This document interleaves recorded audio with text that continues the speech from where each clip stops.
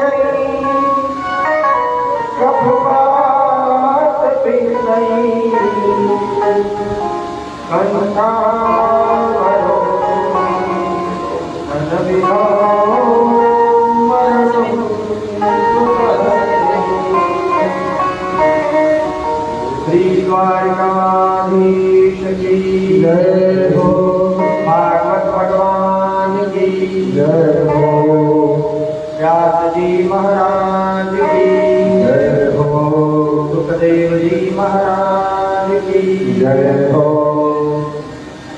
ओम नमः पार्वती हर हर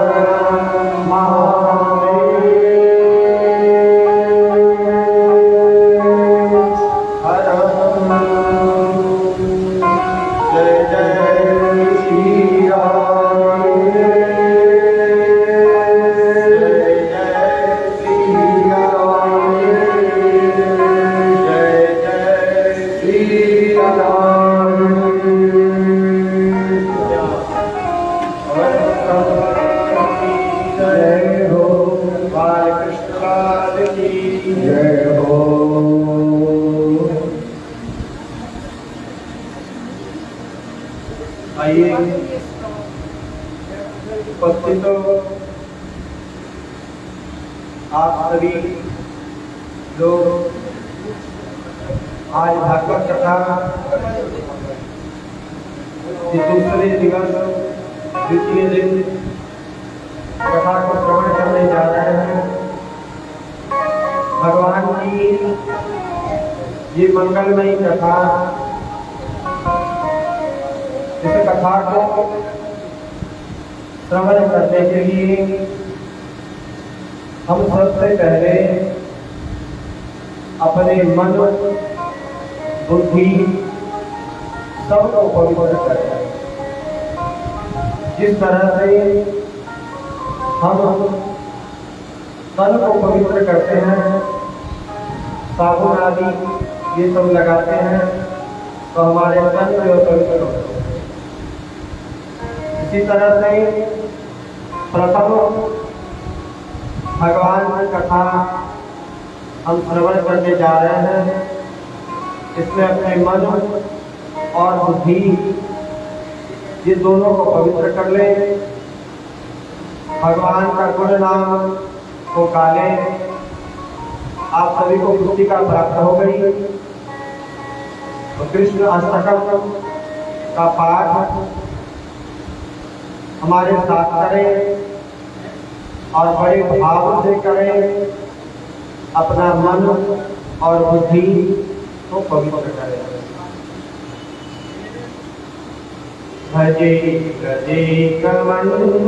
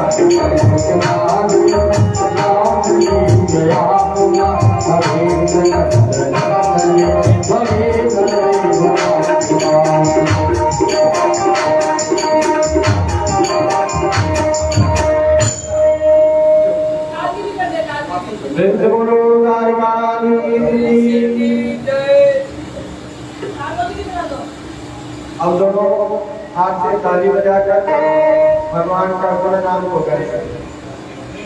राधे राधे गोविंद राधे राधे गोविंद गोविंद राधे राधे राधे गोविंद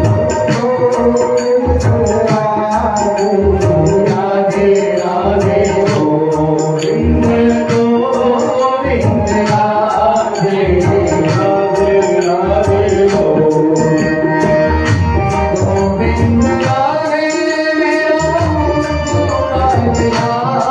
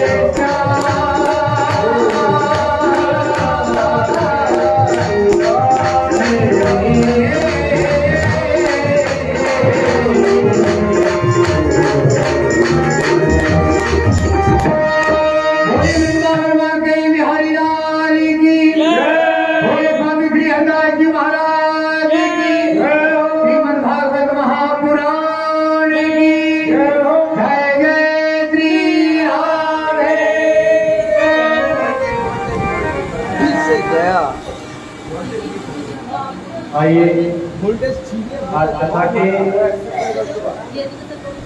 श्रीमद् भागवत महापुराण की कथा में दूसरे दिन हम प्रवेश करने को जा रहे हैं।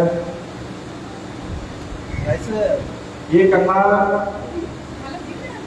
श्री सुखदेव जी महाराज राजा परीक्षित को सुना रहे थे। मैत्रेय मुनि विदुर जी को सुना रहे थे। सृष्टिकर्ता ब्रह्मा जी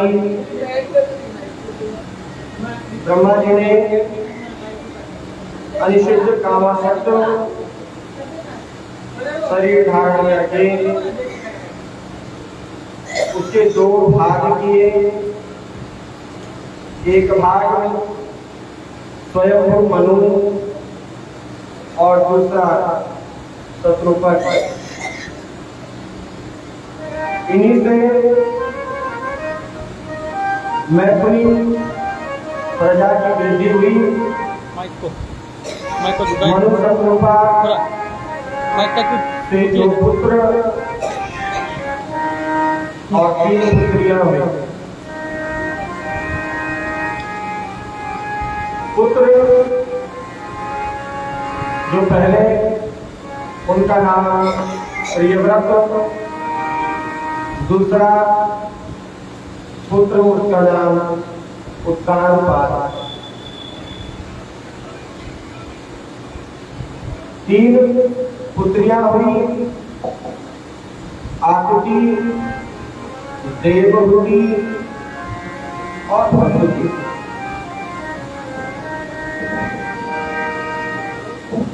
देवहूति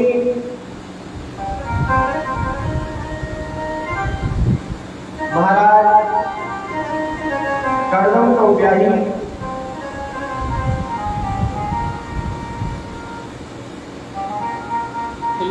इस तरह से ब्रह्मा जी के द्वारा प्रजाओं की सृष्टि करने का आदेश जो है और कर्दम जी को भी मिला सरस्वती नदी के किनारे 10,000 वर्ष की तपस्या कर्दम ऋषि ने की। तपस्या से भगवान प्रसन्न हुए और वरदान मांगने को कहा। कर्दम ऋषि भगवान से बोले, हे शिवर,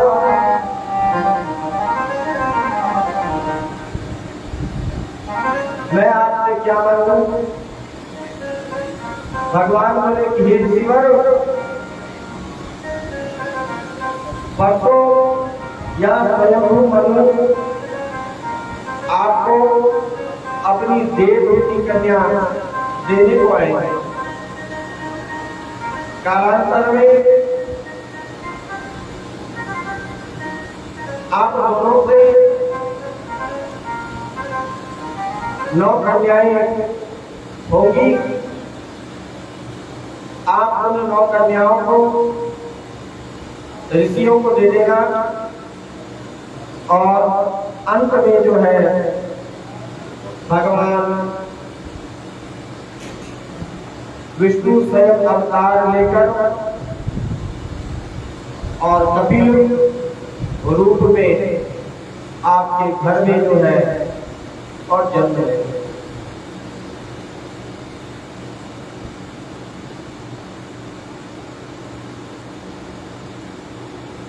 ये भगवान कपिल देव जो है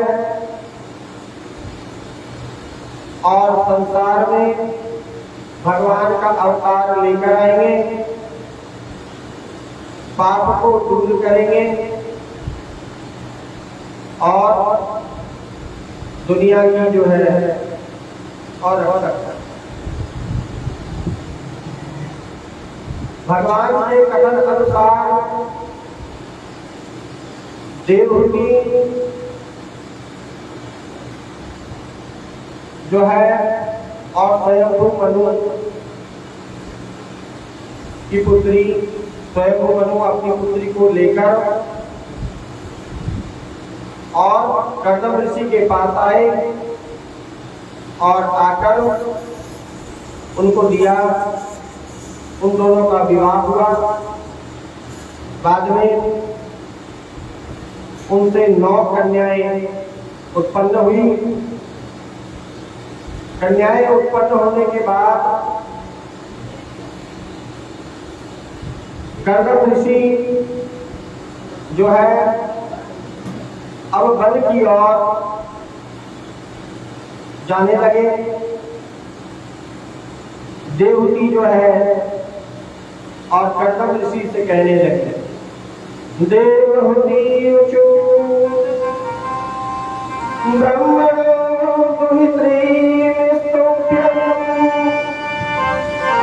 देवृज्ञा पतयः काचित् मे विशोकाय स्वयं प्रकृतिदेवगम्। कहने लगे, महाराज आप तो घर पर चले जाइए, मैं तो अकेली हो जाऊंगा, तो मैं किसके साथ रहूं? और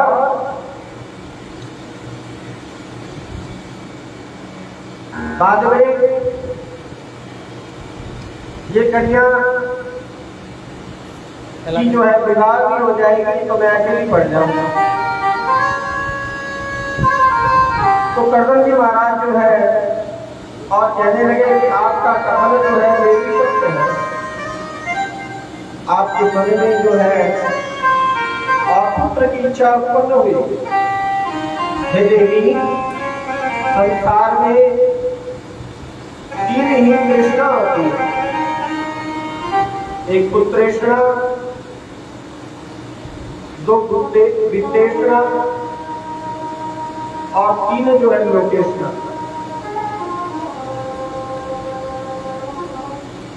कर्दम ऋषि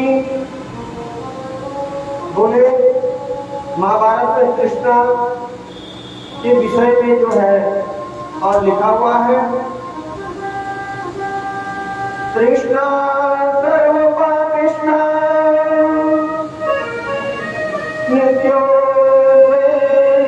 नित्योद्वेगकरीकृता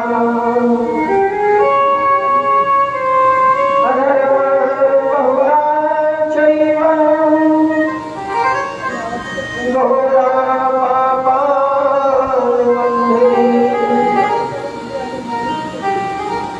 ये दुष्यजा दुर्मतिर्भिर्या न जिर्यता यो दुष्यतो प्राणान्तिको रोगस्था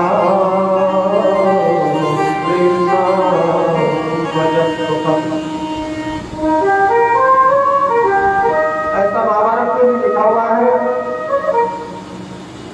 तृष्णा से बड़ी पापिष्ठा कुछ भी नहीं है। तृष्णा में जो बन जाते हैं वैसे छोटी बुद्धि वाले लोग जो है और कर नहीं पाते। मनुष्य बूढ़े होने पर भी ये तृष्णा उसकी जवान ही रहती है। मनुष्य बूढ़े हो जाते हैं लेकिन तृष्णा उनकी हमेशा जवान रहती है। संत कबीर दास ने इसका एक पद भी बनाया है। अब हम मनुष्य लोग जो है अपने को कभी बूढ़ा नहीं मानते। दांत टूट जाए भले ही, बाल सफेद हो जाए भले ही, और शरीर में चलने की शक्ति ना हो तब भी अपने को बूढ़ा नहीं मानता। तो बूढ़े कब हो जाते हैं वो? तो संत कबीर दास ने इसका एक पद बनाया और कहा, रग रग रही तेज देह जब डगमग,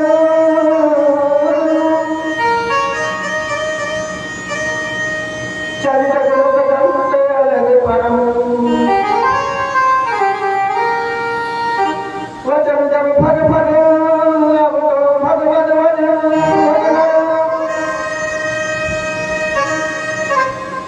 काल लपट सिर झपट करे,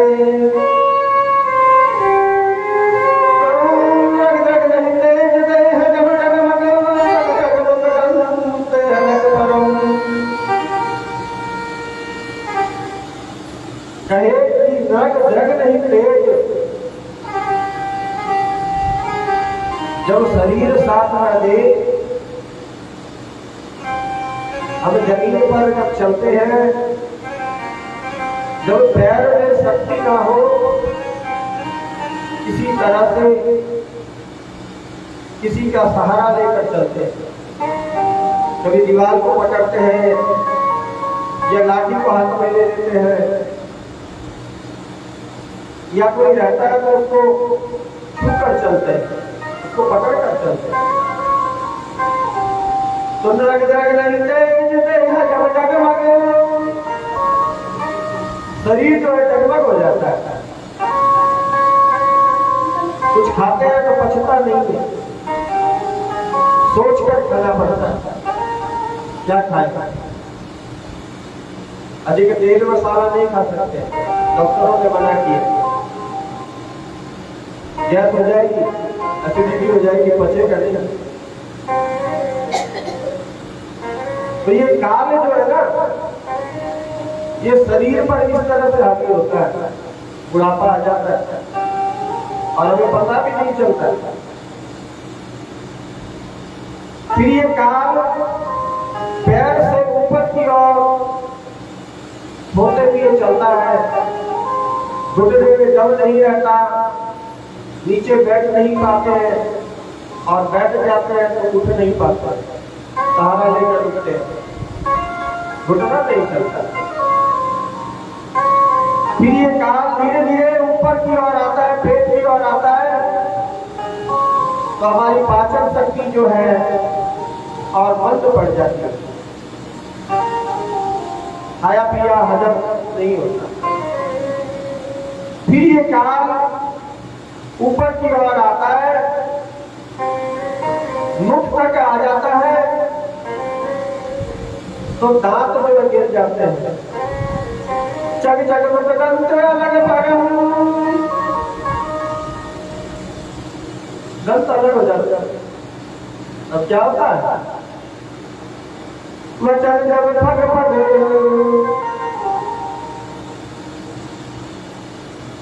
अब बेटा की बहू को कहते हैं कि सीरा बना दो, तो बेटा की बहू कहती है जब खीरा चाहता है कि दांत तो है ही नहीं, तो यह क्या? तो इस तरह से बहू कहती है,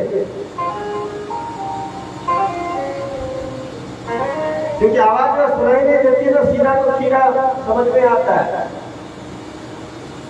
खीरा कहती है तो हीरा समझ में आता है, कहती है खीरा दो तो बोले हीरा दो, बोले हीरा कहां से? तो इस तरह से आवाजें भी हो जाती है, बदल जब भाई भाग। तो ये काल पुरुष जो है ना, ये संकेत देता है कि इस समय भगवान का भजन कर लो। ये संकेत दिया आपको, चल नहीं पा रहे हो, बैठ नहीं पा रहे हो, खा रहे हो, हजम नहीं हो रही, तो भगवान का भजन कर लो। नाच भी अब गिर के गए, अभी क्या खाओगे? अब खाना पीना तो छोड़ दो, गरिष्ठ भोजन छोड़ दो, दाल भात खाओ, खिचड़ी खाओ, वो हजम हो जाएगा। लेकिन फिर भी हमारी तृष्णा देखो कैसी है, हमारी तृष्णा नहीं मानता, हम गरिष्ठ खाते हैं और साथ में दिन में 4 तो गैस की दवाई खा लेते हैं। एक सुबह खाली पेट, एक खाने के बाद, एक खाने के 2 घंटा बाद, एक खाने के 4 घंटा बाद गैस की 4 दवाई खा लेंगे, लेकिन वो गरिष्ठ भोजन जरूर खाएंगे। तो ये क्या है? तृष्णा ही तो है, जब इस तरह से बात करती है, ये तृष्णा कभी पूरी नहीं होती, ये जवानी रहती है, शरीर बूढ़ा हो गया, ये तृष्णा पूरी नहीं हुई।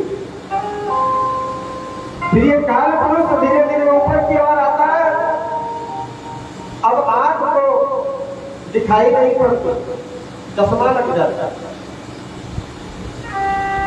कान जो है सुन नहीं पाता, बेटा बेटा के कहूँ कुछ कहते हैं तो सुनाई नहीं देता, और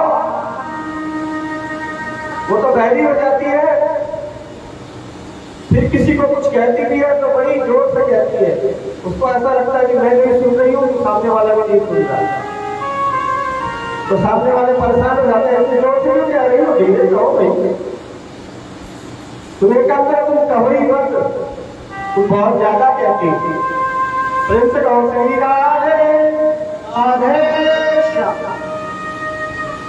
तो ये काल पुरुष इस तरह से बताते हैं, और फिर धीरे धीरे ऊपर की ओर आता है काल, तो बाल सफेद हो गए,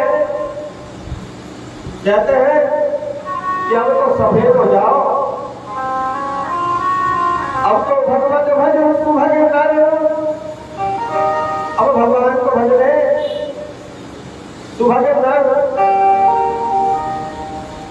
इस नर जन्म को सुभग कहा, क्योंकि मनुष्य जन्म जो है बड़ा दुर्लभ है, 84 लाख योगियों में भ्रमण करता है, तब जाके एक बार मनुष्य की जन्म होती है।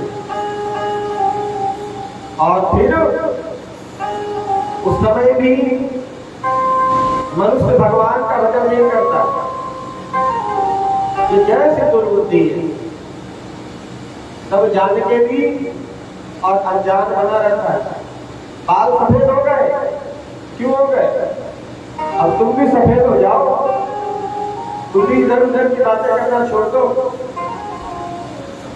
व्यवसाय पर ध्यान देना छोड़ दो, धन कमाना छोड़ दो, इतना दिन जो कमा लिया उसको छोड़ दो, अब तो भगवान का भजन करो।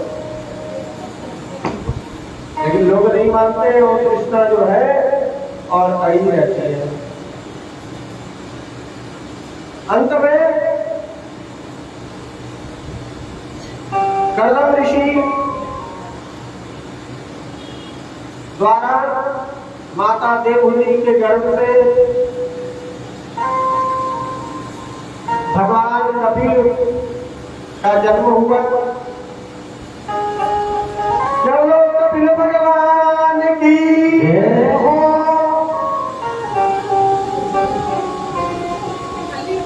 कपिल देव भगवान का अवतार। जब कपिल देव का जन्म हुआ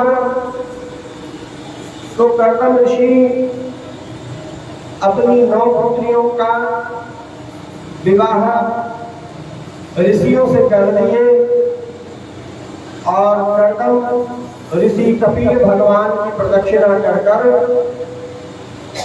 वन की ओर चले गए, तपस्या में लग गए और अपने शरीर को जो है और पंच तत्व में विलीन कर। देवहूति माता, इनको जानकारी हुई कि हमारे ये जो पुत्र हैं ये भगवान के अवतारी हैं और कपिल देव है, ऐसा माता देवहूति जान कर और भगवान कपिल से जो है और प्रार्थना करने लगी। कहने लगी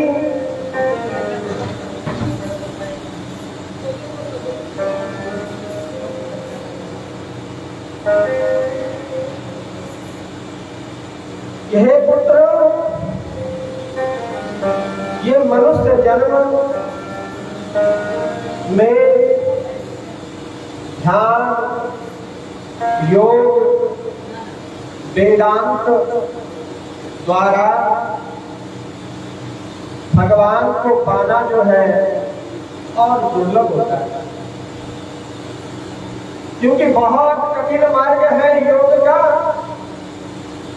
बहुत कठिन मार्ग है ध्यान का, वेदांत का। तो मुझे तो कोई भक्ति मार्ग जो है और बताओ, जिस कारण मैं अपनी आत्मा को पवित्र कर दूं और ब्रह्म में लीन हो जाऊं। कपिल देव भगवान जो है और माता देवहूति को ज्ञान का जो है और उपदेश देने लगे। श्री भगवान वाच कर्मणा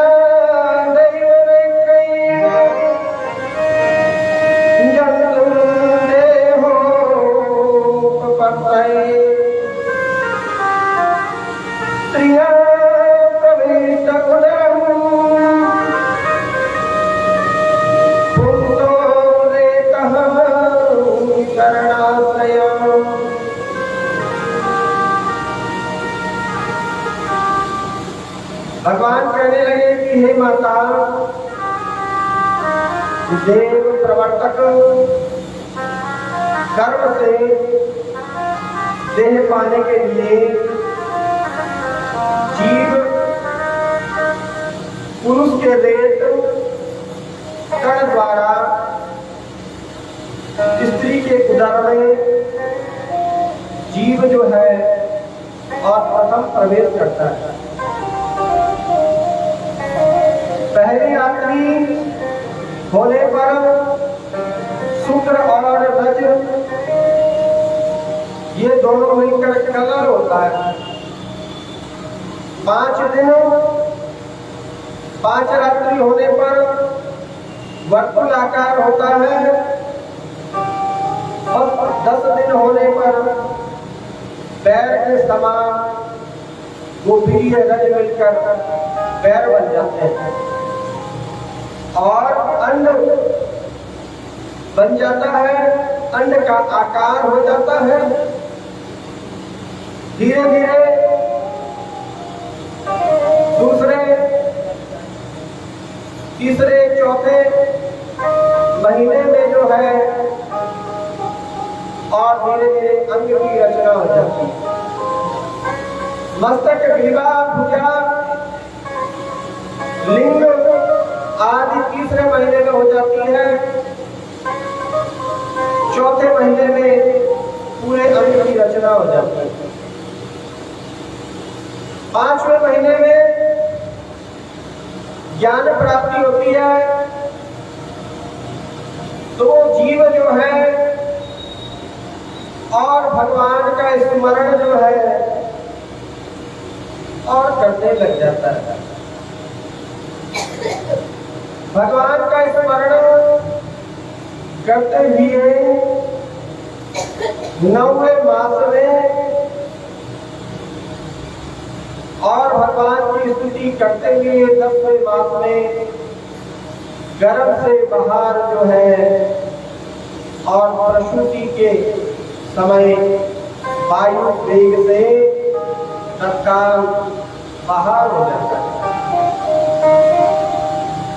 जब तक वो गर्भ में रहता है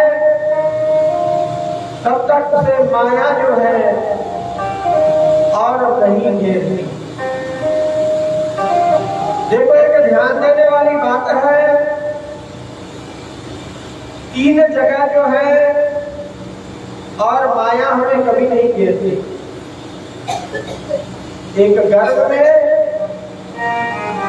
एक रोग आदि में, भगवान की कथा में और एक संसार में। ये चारों जगह हम जब जाते हैं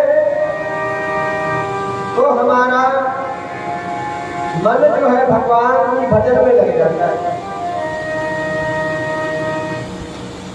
आज भगवान की कथा हम सुन रहे हैं तो हमें माया जो है नहीं देख रही है। हमारा मन जो है भगवान के भजन में लग रहा है। और गर्भ में भी हमारी ऐसी ही स्थिति थी।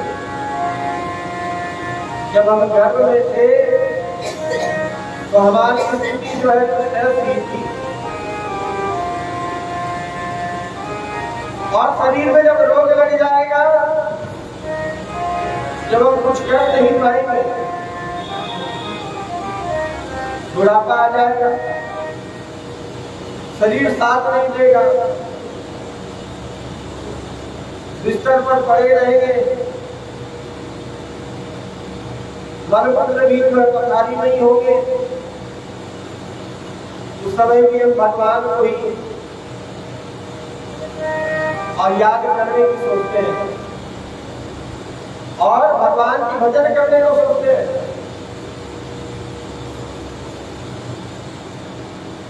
भले उस समय भगवान का भजन हमसे नहीं होता, क्योंकि काल जो है हमें इस तरह से ग्रसित कर देता है। जब भगवान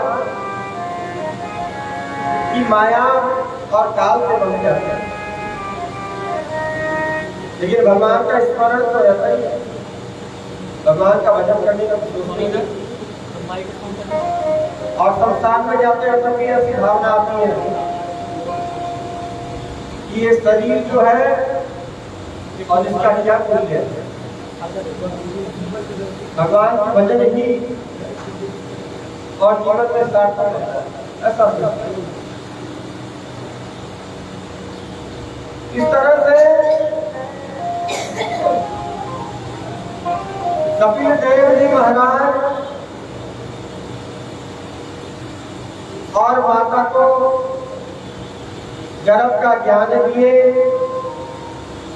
और अंत में माता से कहने लगे कि ये मन जो है बड़ा चंचल है।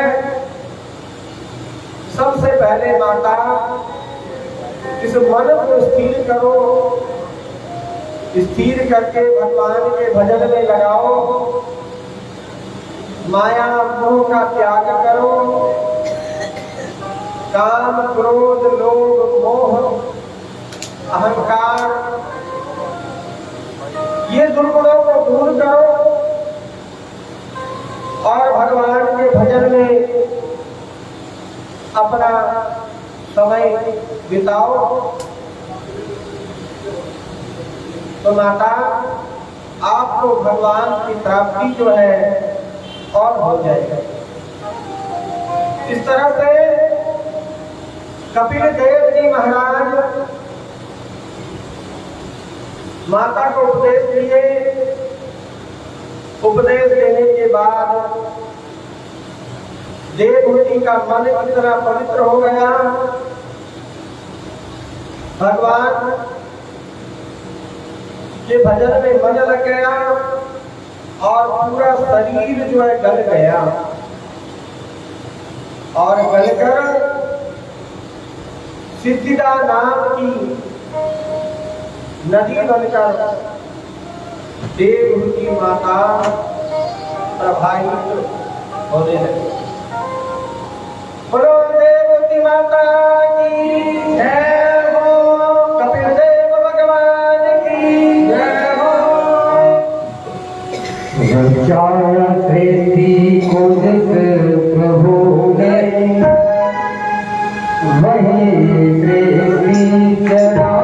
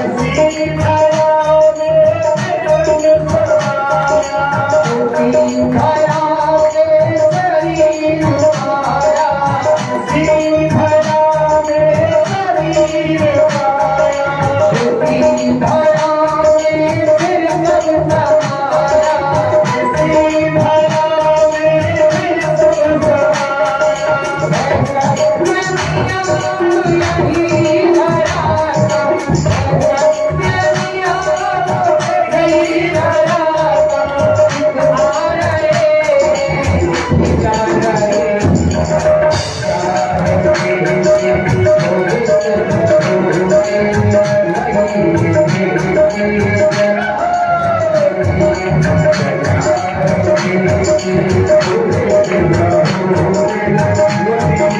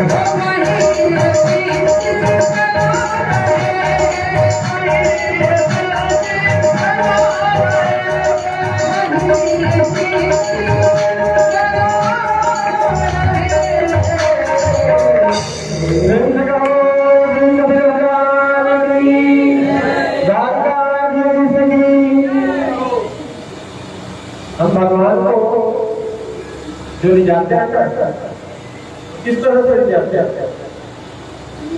आज कथा में बैठे इस कथा में यदि हम ताली से पुकारते हैं तो भगवान आते हैं, और ये भगवान का नाम लेकर यदि झूमते हैं नाचते हैं तब भगवान हमारे यहाँ पर आते हैं और हमें हम पर कृपा करते हैं। तो माता देवती भी अपने तन की नहीं सोची, पूरा भगवान के भजन में लगा दी और पूरा शरीर उनका करकर और सुनीला नदी बन गया। तो हम भी इसका मोह क्यों कर रहे हैं? आप लोग तो गाली नदी कंजूसी कर रहे हैं। आप लोग शरीर होता है तो भगवान को क्या समर्पित करेंगे? केवल ताली तो चाहिए भगवान को ले जाने के लिए, तो उनमें भी कंजूसी क्यों करें? अब ताली जो है भगवान का नाम जब भी हो उसमें ज्यादा से ज्यादा ताली हो जाए और भगवान उसी में ही रहते हैं, भगवान उसी में ही आते हैं। आज हम किसी को यदि अपने तरफ आकर्षित करना चाहते हैं, सांसारिक लोगों की बात कह रहा हूं, तो वो धन से प्रेम से मोह से आते हैं। तो हम हमारे कन्हैया जो है ना, ये भी प्रेम से हमारे पास आते हैं। ये देखते हैं मेरा भाव मेरे से कौन कितना लगा रहा है, मेरे लिए कौन झूम रहा है, कौन नाच रहा है, कौन गा रहा है और कौन तालियां बजा रहा है। मेरे कन्हैया तो इस पर ही आते हैं, यही भाव को वो देखते हैं। भगवान तो केवल भाव में ही रुके होते हैं। हम और आप धन देते हैं इसलिए जो है, और मेरे कन्हैया नहीं रिझते। और ऐसी भावना में कभी मत रहना प्यारे। मेरे कन्हैया केवल इसी भाव पर ही आते हैं। श्री द्वारिकाधीश की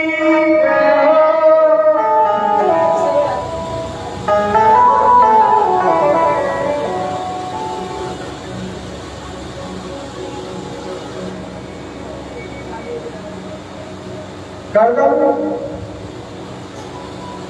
ऋषि के और जो 9 कन्याएं थी, वो 9 कन्या जो है उनका विवाह ऋषियों से हो गया था। उसमें एक ही कला, दूसरी अनुसुईया। कला जो है उनका विवाह मरीचि से हुआ और दूसरी देवी अनुसुईया ये अत्रि ऋषि को ब्याही गई। देवी अनुसुईया के बारे में कौन नहीं जानता। ये बहुत पतिव्रता देवी थी और इनके गर्भ से भगवान विष्णु, ब्रह्मा और शंकर ये तीनों के अंश रूप 3 पुत्र पैदा हुए थे। ये वो सती अनुसुईया है। तीसरी श्रद्धा ये अंगिरा ऋषि को ब्याही और अंगिरा चौथी जो हविर्भू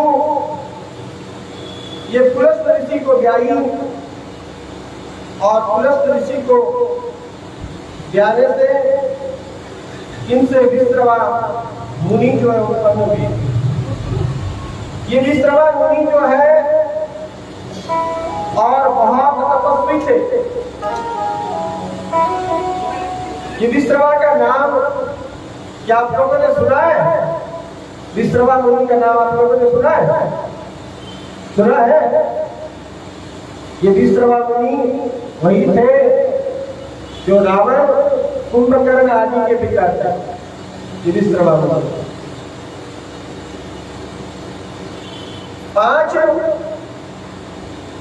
गतिमान की सती ये पुलह ऋषि को दी गई। छठी क्रिया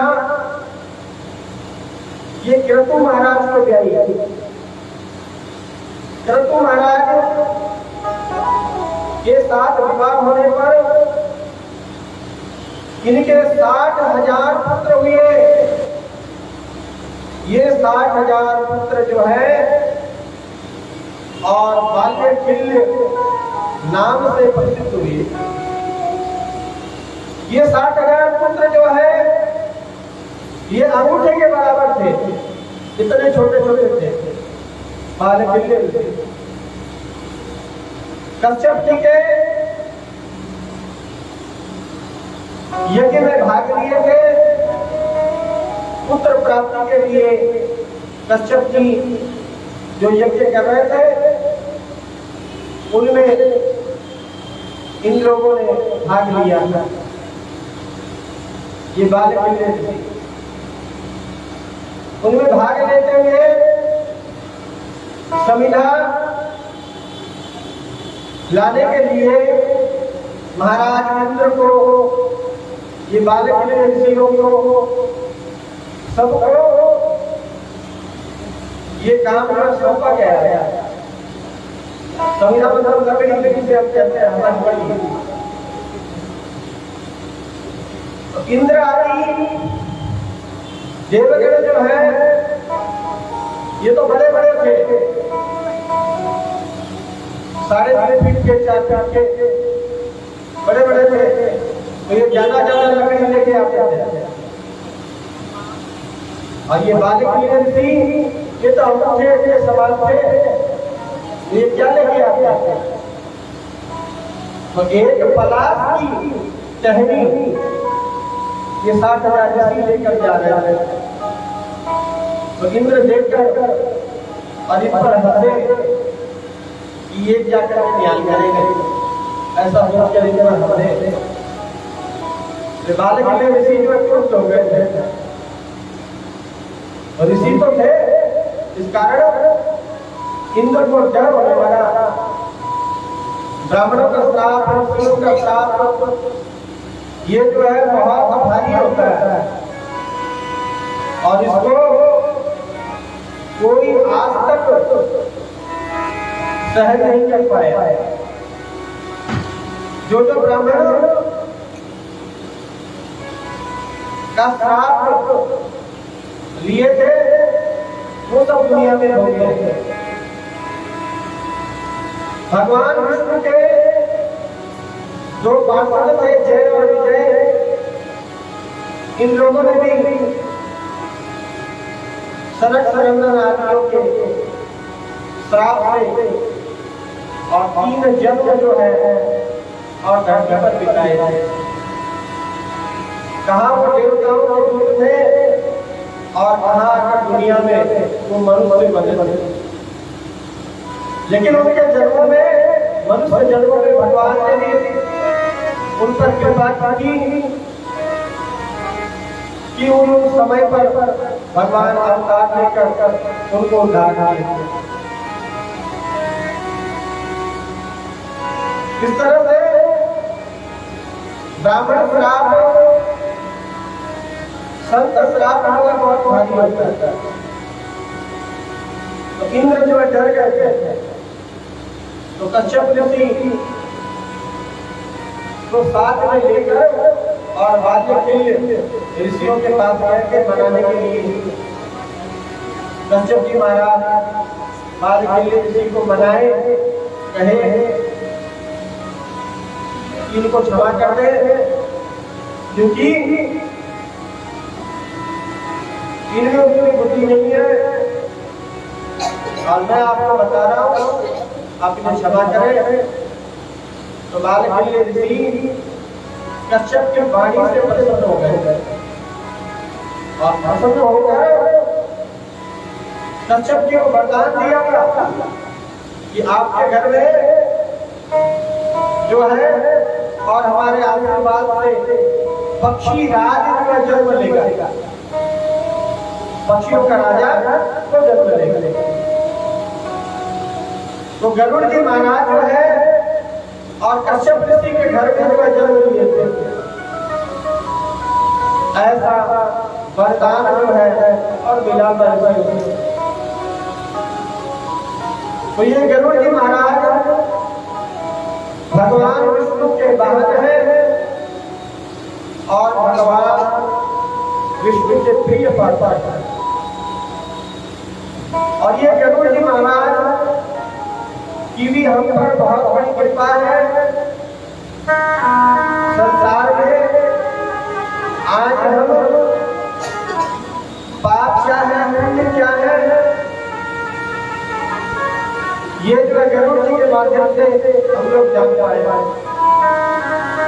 गरुड़ जी की लिखी हुई पुस्तक गरुड़ पुराण नाम से प्रसिद्ध है। तो उनसे हमको ये ज्ञान मिला। तो ऐसे गरुड़ जी थे जो आज भी हम पर उपकार कर रहे हैं। तो एक बार गरुड़ जी महाराज का भी हम लोग जयकारा लगा रहे हैं। गरुड़ जी महाराज की जय हो। फिर ये सात जो है ऊर्जा देवती माता की पुत्री ये वशिष्ठ जी को दी गई। 8वीं चिति, 9वीं ख्याति और चिति जो है अथर्व ऋषि को दी गई, ख्याति भृगु ऋषि को दी गई। इस तरह से ये 9 कन्या जो है और ऋषियों को प्राप्त हो। स्वयं मनु की एक पुत्री आपकी इनका विवाह प्रजापति रुचि से हुआ था। प्रजापति रुचि वो जब आपकी से विवाह हुआ तो स्वयं मनु ने शर्त क्या रखी थी? बोला आपके घर में जो पुत्र होगा वो पुत्र जो है मैं ले जाऊंगा। बोले ठीक है, कोई बात नहीं। तो आपकी के घर या कहो प्रजापति रुचि के घर जुड़वा संतान जन्म ली। ये जो है उसमें पुत्र और पुत्री ये दोनों जन्म लिए। पुत्र जो है स्वयं नारायण भगवान का अवतार जिनका नाम यज्ञ था और पुत्री जिनका नाम दक्षिणा। ऐसा शर्त अनुसार मनु महाराज यज्ञ को ले गए। कालांतर में दोनों का विवाह हो गया। तो यज्ञ की पत्नी दक्षिणा इस तरह से। तो आज हम कोई भी यज्ञ करते हैं उस यज्ञ में हमें ब्राह्मण लोग कहते हैं कि यजमान दक्षिणा लाओ, तो हम लोग क्या करते हैं, चुप हो जाते हैं और सोचते हैं कि जैसे जो है ब्राह्मण मिले, यज्ञ संपन्न हुआ नहीं और संपन्न होते ही दक्षिणा मांगने लगे। तो ये समझने की बात है। तो ब्राह्मण जो है ज्ञानी होते हैं, वो यज्ञ के बाद ही दक्षिणा मांग लेते हैं, देरी नहीं करते हैं, क्योंकि यज्ञ की पत्नी ही दक्षिणा है। और जब तक यज्ञ को दक्षिणा नहीं मिलती तो यज्ञ भगवान पर प्रसन्न नहीं होते। ये चाहे सत्यनारायण की कथा कराओ या कोई भी पूजा कराओ, कोई भी यज्ञ कराओ, तो इस यज्ञ में यज्ञ पूरा होते ही ब्राह्मण को दक्षिणा दे, इसमें देरी ना करे। क्योंकि जितनी देर ये दक्षिणा हमारे पास रहती है, उतना ही इसका सूद ब्याज में बढ़ता ही चला जाता है। शास्त्रों का कथन है कि एक मुहूर्त यदि बीत जाए, एक मुहूर्त तो समझते हैं आप लोग, एक मुहूर्त किसको कहते हैं, समझते हैं किसे कहते हैं? एक मुहूर्त, एक मुहूर्त 2.25 से 2.5 घंटा का एक मुहूर्त होता है। हम लोग कहते हैं ना, फलाने लगे में पूजा कराओ, फलाने लगे में पूजा होनी चाहिए, दीपावली में फलाने लगे में पूजा होनी चाहिए। वो लग्न कितनी देर का होता है? वही बोलता है 2.25 से 2.5 घंटे का होता है। तो उतने देर में ब्राह्मणों को वो दक्षिणा दे देनी चाहिए। और दक्षिणा जब वो नहीं देते तो एक मुहूर्त बीत जाने पर 2.5 घंटे से यदि 2 घंटा 35 मिनट हो जाए तो वो दक्षिणा दुगनी हो जाती है। ब्राह्मणों को अगर 100 रुपए देने वाले थे तो 200 रुपए देंगे तभी उस यज्ञ का फल मिलेगा। हम लोग सोचते हैं ना, यज्ञ करवाए, यज्ञ का फल हमें क्यों नहीं मिला? ब्राह्मण हमारे लिए कैसे पूजा करवाए, यज्ञ का फल हमें नहीं मिला, तो यज्ञ का फल कहां से मिलेगा? क्योंकि ब्राह्मणों की दक्षिणा हम 1 महीना 2 महीना तक देते हैं, तो यज्ञ का फल कहां से मिलेगा? और युग तो इस तरह खराब हो गया कि लोग क्या करते हैं, वो दक्षिणा 2 महीना 4 महीने तक रोकते हैं और बाद में भूल जाते हैं। और फिर यदि ब्राह्मण को याद रहता है तो वो कहते हैं, तो ये माया रूपी का प्रभाव हम पर ऐसा पड़ता है कि उन ब्राह्मणों से हम झगड़ा कर लेते हैं और विरोध कर लेते हैं और पाप ले लेते हैं। तो ब्राह्मणों को श्राप दिए में लग जाता है, यज्ञ का फल तो मिलता ही नहीं है, साथ में ब्राह्मणों को श्राप दिए हम लोग और ले लेते हैं। तो ऐसा हम लोगों का पाप कर्म हो जाता है। तो बुद्धिमान उचित है कि यज्ञ पूरा हो, उसके पहले ही वो दक्षिणा दे देनी चाहिए। मोल भाव ऐसा नहीं होना चाहिए कि मेरा काम होगा तभी मैं आपको दक्षिणा दूंगा या दूंगी, ऐसा भाव नहीं होना चाहिए। क्योंकि यज्ञ में ऐसा नियम है कि हम फल की आशा लेकर जब यज्ञ में बैठते हैं तो भगवान ऐसा सोचते हैं कि ये लोभी है, ये फल लेने के लिए मेरी पूजा कर रहा है। तो भगवान फल देने में भी हिचकिचाते हैं। तो ऐसी भावना हम लोग नहीं रखते यज्ञ में, और अपना भाव इस तरह से रखें कि हम भगवान को प्राप्त कर ले। छोटी मोटी चाह हम नहीं करेंगे, सांसारिक वस्तुओं की चाह हम नहीं करेंगे कि भगवान हमें धन दे दो, 2-4 लाख दे दो। जब स्वयं भगवान ही मिल जाएंगे तो 2-4 लाख की क्या जरूरत है, हमें तो इतना खजाना ही मिल गया। जब जो चाहेंगे वही मिल जाएगा, केवल मन में सोचेंगे और हमारा कार्य पूरा हो जाएगा। और ऐसा होता भी है।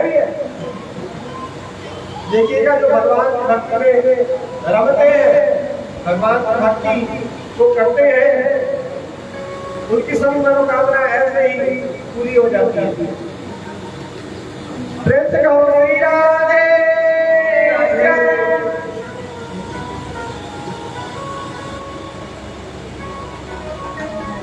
ऐसा भाव में रखना है।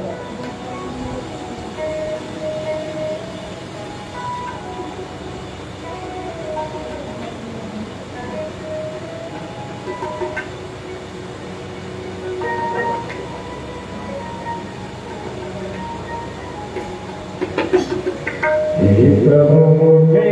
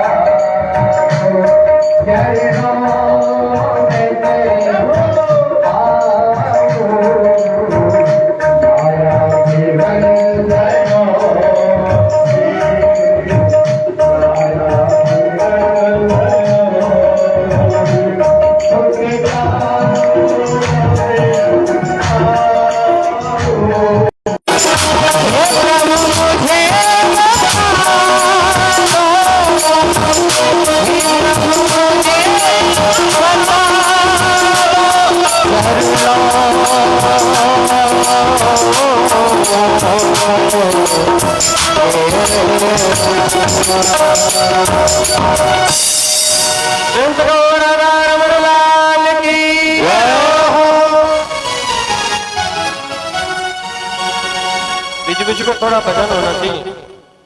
कल मैंने कारण बताया था, कुंभकर्ण की जो स्त्री रहती है निद्रा देवी, वो आ जाती है, बगल में बैठ जाती है, तो वो पहले तो झुमा ही देती है, हम लोग ऐसे ऐसे करते हैं, और बाद में फिर सहारा टोलते हैं और फिर सो जाते हैं।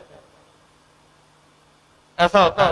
तो निद्रा देवी हमारे बगल में भले ही आए, तो भगवान का नाम जब हम लोग लेंगे और लेकर ताली बजाएंगे, तो ताली के आवाज से वो भाग जाएगी, और भगवान का नाम सुनने से वो डर जाएगी, ताली की आवाज से भाग जाएगी। तो दोनों बातों का ध्यान रखना है, हमें ताली भी बजानी है और भगवान का नाम भी साथ में लेना है। प्रेम से कहो राधा रमण लाल की जय हो। स्वयंभू मनु की तीसरी पुत्री जो है प्रसूति, इनका विवाह दक्ष प्रजापति से हुआ था, और दक्ष प्रजापति और प्रसूति से 16 कन्याएं जो है और हुई, उनमें से 13 कन्या जो है और धर्म को ब्याई, और 3 कन्या, जिसमें से एक स्वाहा वो अग्नि को दी गई। यम यज्ञ में स्वाहा कहते हैं ना, यज्ञ जब हम लोग करते हैं तो स्वाहा ऐसा करते हैं, तो ये अग्नि तो दी गई, एक स्वाहा, दूसरा पवमान और सूची। इस तरह से ये 16 कन्याएं। अब मनु, स्वयंभू मनु के जो पुत्र थे प्रियव्रत और उत्तानपाद। उत्तानपाद, उत्तान मतलब ऊपर, उत्तान मतलब ऊपर, और पाद मतलब पैर, पाद मतलब पैर। तो हम सब ही उत्तानपाद हैं। हम जब माता के गर्भ में रहते हैं तो हमारा गर्भ में क्या स्थिति रहता है, हमारा सर जो है नीचे की ओर, पैर जो है ऊपर की ओर रहता है। तो स्वयंभू मनु के 2 पुत्र प्रियव्रत और उत्तानपाद। प्रियव्रत का मतलब है, प्रिय मतलब अच्छा, और व्रत मतलब वो तपस्या। आज हम एकादशी का व्रत करते हैं, द्वादशी का व्रत करते हैं, ये क्या है? ये तप है, ये तप है। ऐसा नहीं कि एकादशी का व्रत कर लिया और दिन में 4 बार फलाहार ले लिया, ये तप नहीं है। तप होना चाहिए, धीरे धीरे अपनी आदत लगानी चाहिए, भगवान का तप करना चाहिए। हमारे शरीर से जो मल निकलता है, ये मल तभी ही निकलता है जब हम पेट पर और कुछ नहीं डालते हैं। पेट पे हमारा जब कुछ नहीं रहता है तो शरीर का मल निकलता है। इसलिए शास्त्रकारों ने, ऋषियों ने ये व्रत बनाए। और अन्य धर्म के लोग क्या कहते हैं, हिंदुओं के 12 महीना में 16 त्योहार आते हैं, बोले उसमें 16 में व्रत करना पड़ता है, बोले 360 दिन के और 365 तो व्रत ही करना पड़ता है, ऐसा कहते हैं। तो हमारे ऋषि मुनि, हमारे संत जो थे, ये बहुत तपस्वी थे, बहुत ज्ञानी थे। आज के जो वैज्ञानिक लोग हैं वो आज भी हमारे ऋषि मुनियों की बताई गई बातों पर रिसर्च करते हैं और उनका खोजने का अंत नहीं होता है। जो वेदों में, पुराणों में लिखी है, वो सारी बात को वो सब मानते हैं और अब लोगों को बताते हैं कि नहीं, वेदों में, पुराणों में जो लिखा हुआ है वो एकदम सही है। क्योंकि हमारा ये सनातन धर्म भी जो है और बहुत पुराना है, और कितना पुराना तो हम नहीं जानते। एक चतुर्युगी होती है तो एक सत्य त्रेता द्वापर कली, एक सत्य त्रेता द्वापर कली, 2 सत्य त्रेता द्वापर कली, 3 ये चतुर्युगी मतलब एक। तो 27 चतुर्युगी बीत गई, 27 चतुर्युगी बीत गई और 28वां नंबर ये कलियुग चल रहा है। तो हमारा सनातन धर्म कितना पुराना है। अन्य धर्म जो है कोई 500 साल, कोई 700 साल पुराने हैं।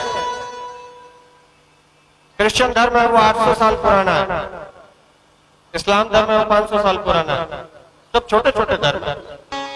हमारा सनातन धर्म ही इतना पुराना है और हम लोग नहीं जानते, क्योंकि हम लोग कथा में जाते ही नहीं है। जहां कथा होती है वहां जाते ही नहीं है, सुनते ही नहीं है, और ना हम लोग जानते हैं ना बच्चे को सिखाते हैं। ये हमारे में दुर्गुण है। प्रेम से कहो श्री राधे श्याम। ये तो कुछ जानकारी की बातें थी तो मैंने बताया। अब ये उत्तान पाद जो है, इनकी 2 स्त्रियां थी, सुरुचि और सुनीति। सुरुचि का मतलब है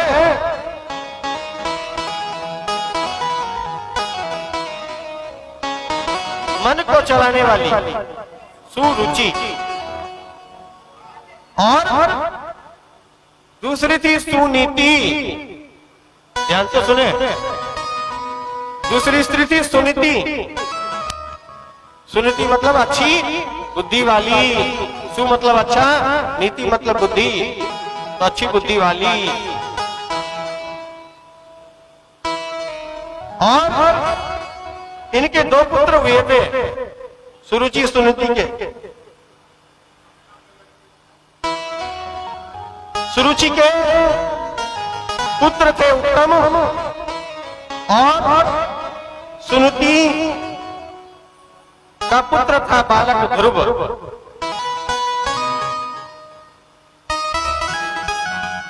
एक दिन महाराज महल में सुरुचि के पास अपने पुत्र उत्तम को गोद में लेकर और बैठे थे। तो बालक ध्रुव जो है वो बच्चा ही था, उसके मन में कोई गलत भाव नहीं थी। वो तो ऐसा सोचा कि जैसे उत्तम मेरा भाई है, मैं भी उसका भाई हूं, तो दोनों में भेदभाव, ऐसी भावना बालक ध्रुव की नहीं थी।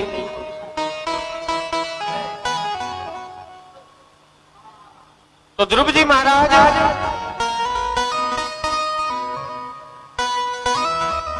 पिता के गोद में जाके बैठे। तो सुरुचि ने कहा, ये क्या,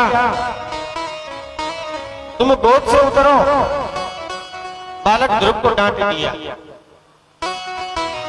और कहने लगे कि तुमको पिता के गोद में चढ़ने के लिए मेरे गर्भ से जन्म लेना पड़ेगा।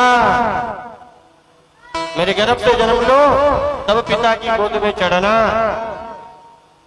इस तरह से माता के वचन सुन बालक ध्रुव जो है और दुखी हो गए और अपनी माता को कहने लगे। तो माता के पास जब बालक ध्रुव गए और कहने लगे, तो माता को बड़ा दुख हुआ, लेकिन क्या कहती, सुनीति का चलता नहीं था। ऐसा होता है, जब दो स्त्रियां हो जाती है ना, तो एक की तो बहुत चलती है, एक की चलती नहीं है। तो सुनीति का नहीं चलता था और सुरुचि का चलता था। तो जब नहीं चले तो क्या करें, वो माता अब क्या करे, तो बच्चे को समझाते थी। तो बालक ध्रुव को समझा दिया, बेटा क्या करोगे, वो पिता की गोद में जाके, ये तो संसार के पिता है, परमात्मा की गोद में जाने की कोशिश करो बेटा। वो परम पिता है, आपके हमारे सबके पिता है, परम पिता। ऐसा ख्वाब देखो बेटा, ऐसा ख्वाब हमें देखना चाहिए। बालक ध्रुव तो माता की ये बात जो है थोड़ी समझ में आई, लेकिन पूर्ण रूप से समझ में नहीं आई। तो बच्चा जो है थोड़ा हठीला होता है। आज हमसे बच्चा कुछ अगर मांगे तो हमारा भी यही उचित है कि हम उसे अच्छा राह दिखाएं, सही मार्ग उसे बताएं। तो माता सुनीति ने भी सही मार्ग बताया था। तो बालक ध्रुव रूठ कर चले गए वन की ओर, जाके रोने लगे और कहने लगे, वो परम पिता परमात्मा कैसे मेरे को मिलेंगे, वो परम पिता परमात्मा कैसे मेरे को मिलेंगे, ऐसे करने लगे। और उसका भाव जो है बहुत अच्छा था बच्चा का। तो बच्चे का भाव जो है ना बहुत अच्छा होता है।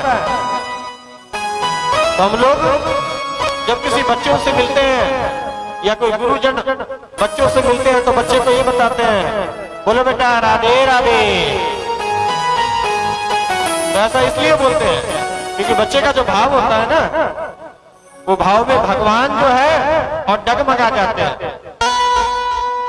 तो भगवान भी और डगमगाने लगे और कहने लगे नारद जी को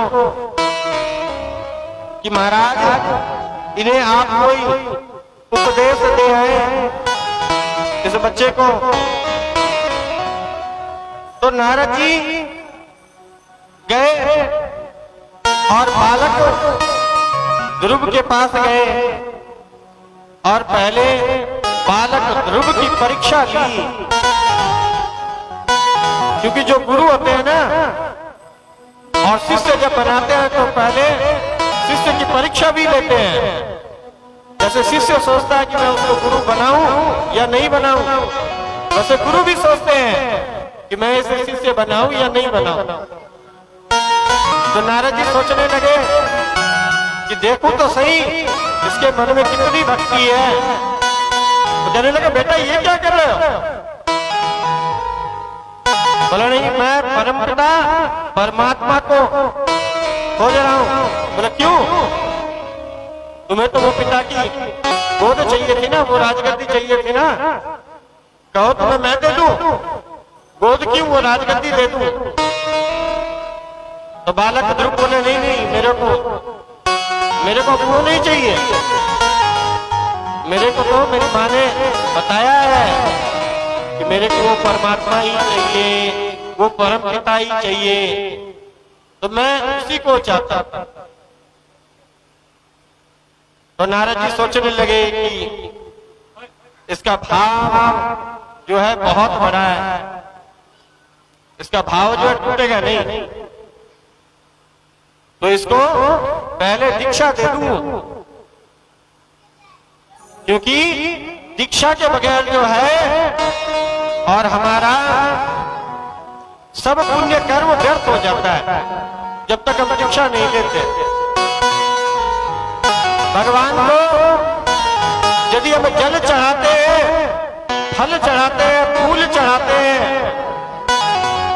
तो वो भी भगवान स्वीकार नहीं करता, पितृ भी स्वीकार नहीं करते। तो नारद जी बालक ध्रुव को गुरु मंत्र जो है देने लगे, कान में कहने लगे ओम नमो भगवते वासुदेवाय।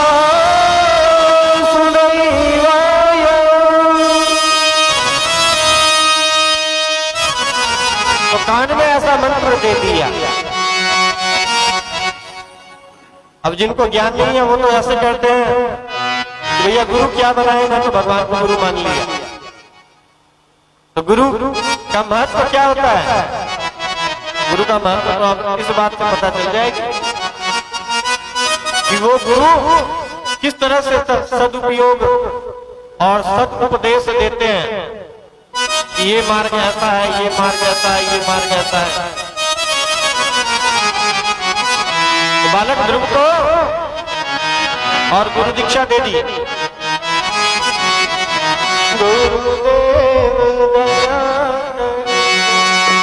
गुरुदेव दया करके मुझको अपना लेना, गुरुदेव दया करके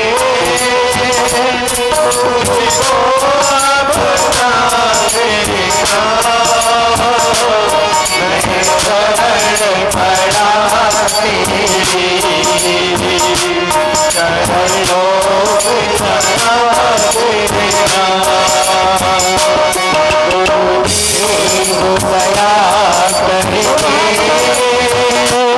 मुझको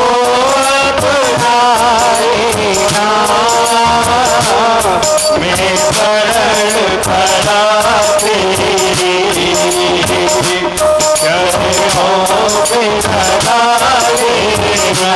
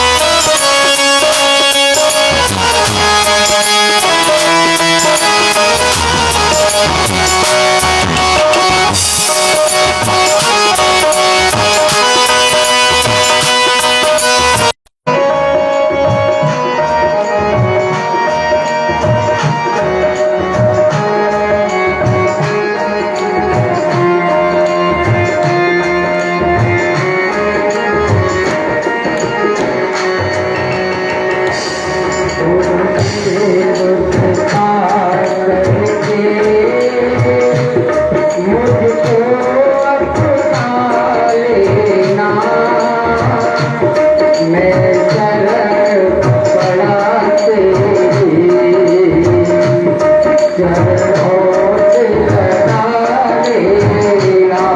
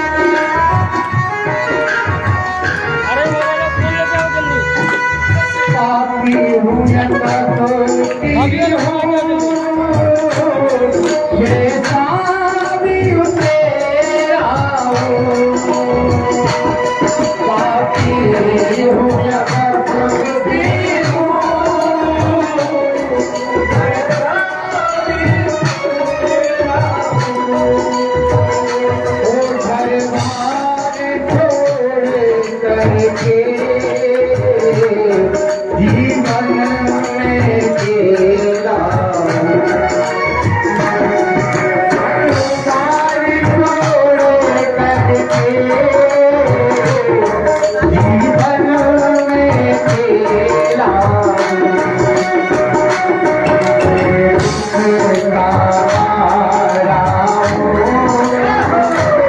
मेरे दुख को बिता देना मैं सहन बना तेरी दर्दों में जगा देना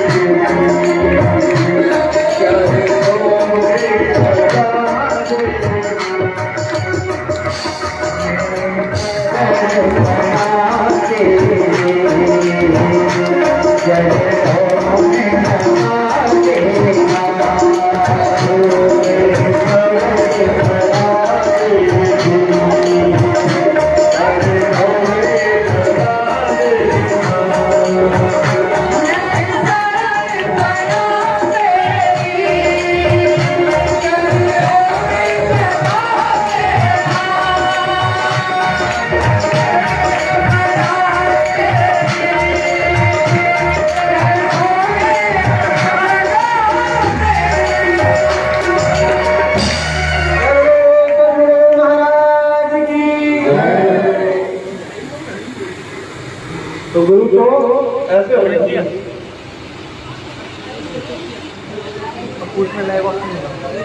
तो बालक ध्रुव को नारद जी ने क्या ज्ञान दिया?